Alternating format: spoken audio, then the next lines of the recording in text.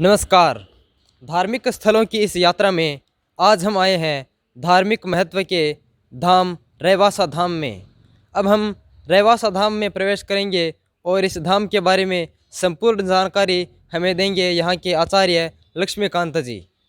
जी नमस्ते, मेरा नाम लक्ष्मीकांत है और यह रेवासा धाम बहुत ही प्राचीन और बहुत ही सुंदर स्थान है, बहुत ही दर्शनीय स्थान है। और यहाँ भगवान के होने के जो परमाणु है, पॉजिटिव जो अपन बात करते हैं, वो परमाणु आज भी यहाँ विद्यमान है। यहाँ ऐसे महापुरुष, ऐसे संत जो यहाँ रहे, उनकी होने की अनुभूति आज भी यहाँ हमें प्राप्त होती है। अरावली पर्वत श्रृंखलाओं के मध्य स्थित यह रेवासा धाम एक अरावली श्रृंखमाला के तलहटी में बसा हुआ यह पावन धाम है। रेवासा धाम की स्थापना हमारे जो पूर्वाचार्य श्री अग्रदेवाचार्य जी महाराज हुए, उन्होंने विक्रम संवत 1570 में यहाँ आकर के उन्होंने इसकी स्थापना की। रेवासा धाम का जो मुख्य प्रवेश द्वार है, वहाँ 3 जो वटवृक्ष है बहुत ही विशाल है। उनके मध्य स्थित यह एक जो तोरण द्वार है, जो हमें देखने में अति विशाल और अति प्राचीन लगता है। तो आप सभी जान सकते हैं यहाँ रेवासा पीठ के बारे में कि यह बहुत ही प्राचीन रहा हुआ है। तो चलिए अपन धीरे धीरे आपको यहाँ की संपूर्ण जानकारी हम आपको प्रदान करवाते हैं। प्रथम यहाँ पर जो मुख्य गेट है, आप देख पा रहे हैं मेरे पीछे, यहाँ इसके समीप में एक गणेश मंदिर है और उसके समीप में एक बूढ़ा बालाजी नामक एक पावन स्थान है। बूढ़ा बालाजी जो स्थान है, ये बहुत ही प्रसिद्ध स्थान है। यहाँ बालाजी का निरंतर साक्षात जो वास है वो माना गया है। प्रवेश द्वार से हम जैसे ही अंदर आते हैं तो एक वाटिका बनी हुई है, जिसे हम सीय मनोरंजनी वाटिका कहते हैं। यहाँ पुष्प जो है, पुष्पों के साथ साथ तुलसी के जो पौधे हैं यहाँ हैं। और आप वहाँ पर जो ईशान कोण में देख पा रहे हैं, एक कुंड सा बना हुआ है, वहाँ कमल के पुष्प जो है वहाँ प्रस्फुटित होते रहते हैं। और यहाँ गुलाब के पुष्प, अनेकों पुष्प ऐसे हैं, इनके माध्यम से ठाकुर जी की जो सेवा है वो यहाँ से की जाती है। यहाँ दूसरा गेट जो हम प्रवेश करेंगे, उससे पूर्व में आपको बताऊं कि यहाँ पे आप देख पा रहे हैं कि दक्षिण भाग में यहाँ पर जानकीनाथ वेद विद्यालय, जो महर्षि सांदीपनी राष्ट्रीय वेद विद्या प्रतिष्ठान के द्वारा प्रतिष्ठित है। यहाँ वैदिक छात्रावास, वैदिक भोजनालय और वेद और वेदांग के साथ संपूर्ण जितने भी हमारे अंग हैं, उनका अध्ययन सांगोपांग विधि से यहाँ करवाया जाता है।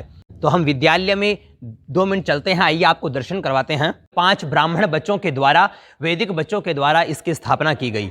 महाराज श्री राघवाचार्य जी महाराज जी, जो गुरुदेव महाराज है, उनके द्वारा यहाँ पर वेद और वेदांग का सांगोपांग विधि से अध्ययन करवाया गया।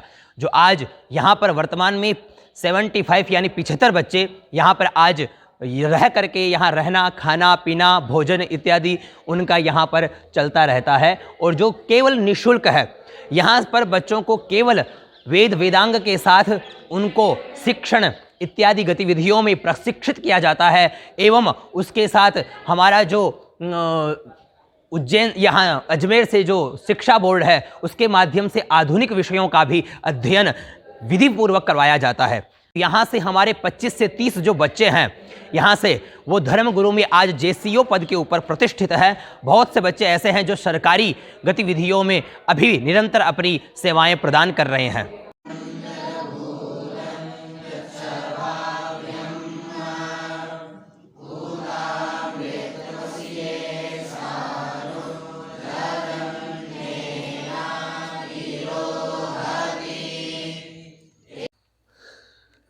अग्रदेवाचार्य रेवासा धाम की पीठ का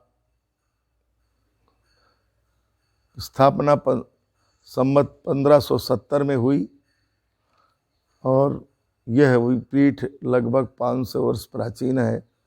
गलता से चलकर श्री अग्रदेवाचार्य जी महाराज रेवासा पीठ पधारे। उस समय ग्रामवासियों ने निवेदन किया कि महाराज, यहाँ तो खारा पानी है, कृपा करके यहाँ कैसे आपका सुवास होगा। तो उस समय अग्रदेवाचार्य जी ने चिमटा गाड़ करके मीठा पानी निकाला। गांव वालों को बड़ा आश्चर्य हुआ और फिर वो यहीं पर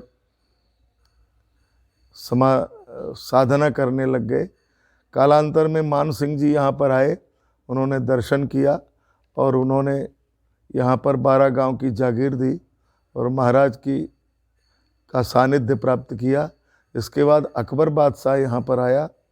अकबर बादशाह ने जिस कुएं में पानी निकाला था, अग्रदेवाचार्य जी ने उस कुएं के ऊपर चद्दर बिछाकर सुपारी रख करके उसने नमाज पढ़ी, वो गिरा नहीं, क्योंकि प्राणायाम की पद्धति से एक बिलान ऊंचा उठना जानता था। तो अग्रदेवाचार्य जी ने कहा, रहे हो आधार नहीं अद्भुतर, तुमने कपड़े को सुपारी को आधार बनाया, अब देखो तुम। वो आकाश में अग्रदेवाचार्य जी विराजमान हो गए। कमंडल से कहा पानी लाओ, और वहीं पर उन्होंने ध्यान लगा लिया और कहा कि आपकी कोई जो साधक आपके साथ है वो यहाँ ऊपर आकर देखे। वो सब देख करके अकबर बड़ा चकित हुआ और उसने शरणागति ग्रहण की और कहा कि महाराज मैं कुछ देना चाहता हूँ। अग्रदेवाचार्य जी ने कहा कि हमें कुछ चाहिए नहीं, फिर भी क्योंकि हम केवल दुग्धाहार करते हैं। तब गाय चरने के लिए जो गोरियां गांव है, ये गोरियां गांव अकबर बादशाह का दिया हुआ है। इसी का यह आश्रम की गौर थी, कालांतर में अपभ्रंश होते हुए इसका नाम गोरियां पड़ गया। अग्रदेवाचार्य जी महाराज के शिष्य श्री नाभाजी महाराज, जो अग्रदेवाचार्य जी मानसी सेवा कर रहे थे, उस समय पंखा झल रहे थे उनके शिष्य नाभाजी, और उन्होंने उसी समय उनके भक्त की समुद्र में नौका फंस गई तूफान में, और उसने अग्रदेवाचार्य जी महाराज को याद किया कि महाराज इस आपत्ति से बचाइए। अग्रदेवाचार्य जी का ध्यान मानसी सेवा से हट करके उस भक्त के रक्षा के लिए समुद्र के किनारे चला गया। उस समय नाभाजी महाराज ने अपने पंखे से तूफान की दिशा बदल दी और अग्रदेवाचार्य जी महाराज से कहा, महाराज आप जो है ध्यान लगाइए। क्योंकि भगवान माला पहनने के लिए उद्यत हो चुके हैं। उस समय अग्रदेवाचार्य जी को बड़ा आश्चर्य हुआ कि न तो तुमको बुलाया उसने, न तुमको याद किया, तुमने मेरी नाभि की बात जान ली, इसलिए तुम्हारा नाम आज से नाभादास रखा जाता है। और मैं आदेश करता हूँ कि तुम इतनी दूरदृष्टि वाले मेरे शिष्य हो, तो आज तक के जितने भक्त हैं उन भक्तों का चरित्र तुम लिखो। उसी का नाम से भक्तमाल नाम का एक ग्रंथ पर नाभाजी महाराज ने लिखा। प्रियादास जी महाराज ने उनके छंदों पर टीका लिखी, और आज 4 खंडों में, विशाल 4 खंडों में भक्तमाल की रचना सुदामा कुटिया वृंदावन से हुई, और पूरे देश में भक्तमाल की कथा होती है। तुलसीदास जी के समकालीन नाभाजी महाराज थे। तुलसीदास जी भी रेवासा पीठ आए हुए हैं। तुलसीदास जी ने जो पद लिखा है जिसको सब लोग गाते हैं, जानकी नाथ सहाय करे तब कौन बिगाड़ करे नर तेरो, इस पद को तुलसीदास जी महाराज ने यहीं ठाकुर जी के चरणों में लिखा। और इस तरह से यह पीठ अत्यंत प्राचीन है। वर्तमान में यहाँ पर संस्कृत विद्यालय, वेद विद्यालय, निःशुल्क भोजन आवास की व्यवस्था के साथ गौशाला गौ सेवा के साथ यहाँ का संचालन होता है।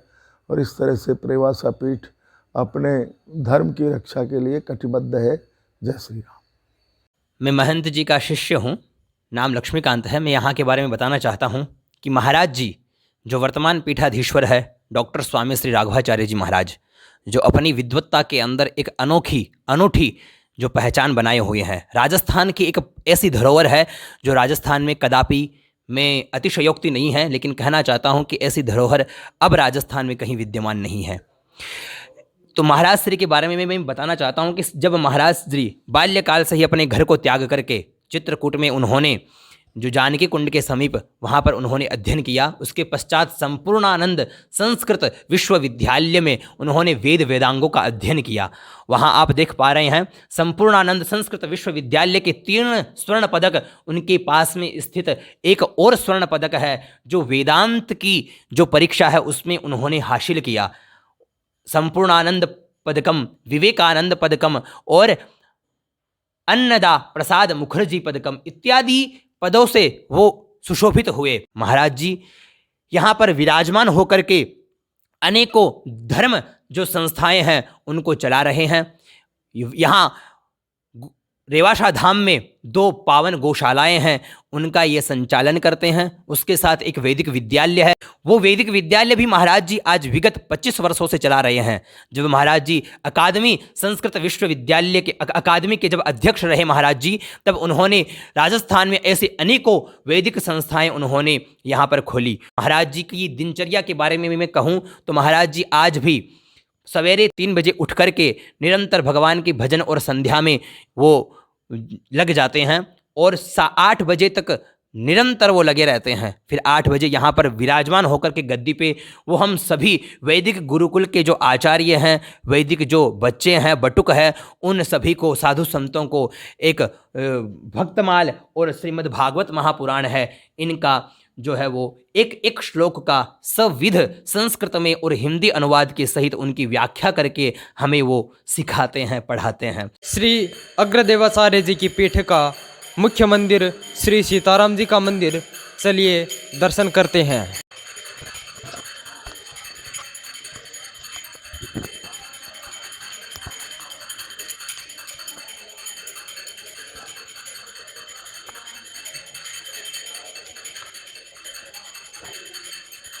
हमारे साथ हैं आचार्य श्री लक्ष्मीकांत जी। आचार्य जी, इस मंदिर के बारे में कुछ बताइए। देखिए, जो आप देख पा रहे हैं कि पाषाण की बनी हुई यह विग्रह स्वरूप में विराजमान श्री जानकीनाथ जी, जिस प्रांगण में विराजमान है वहाँ सुंदर नक्काशी से प्रतिष्ठित एक पावन चांदी का सिंहासन है, उस पर वो स्वयं विराजमान है।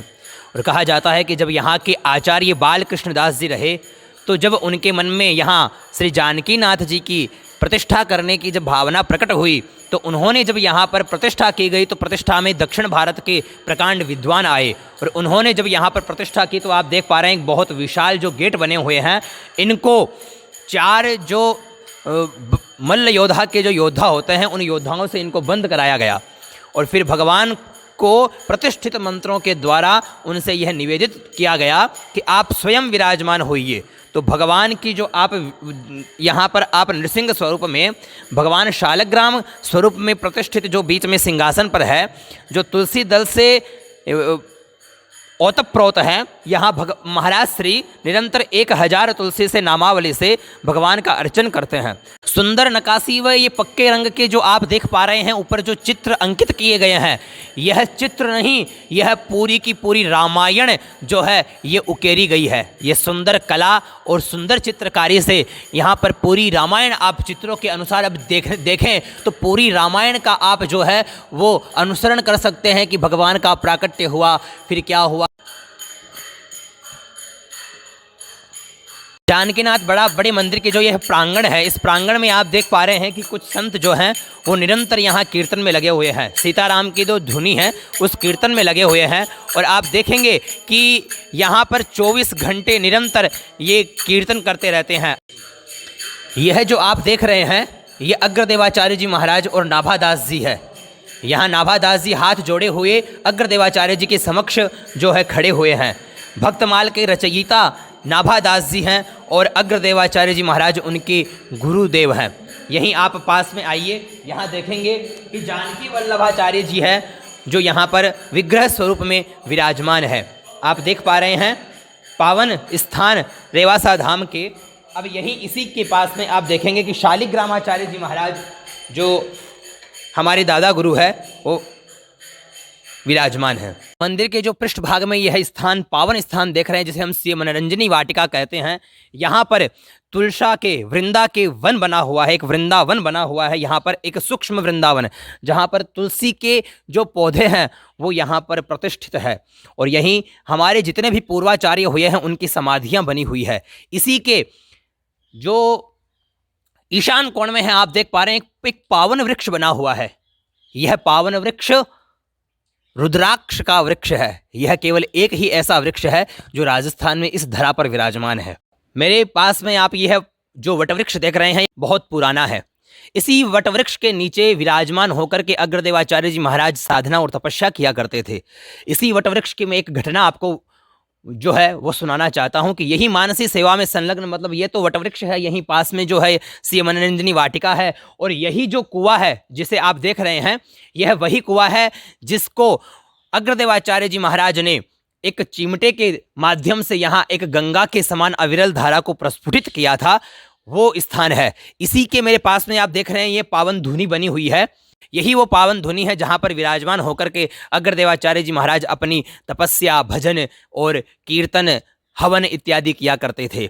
ये है रैवासा धाम की पावन गौशाला, दर्शन कीजिए।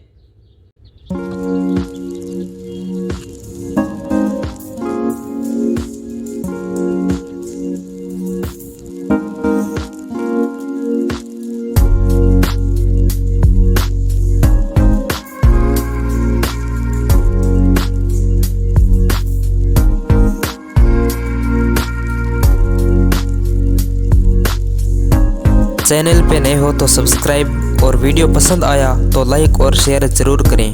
धन्यवाद।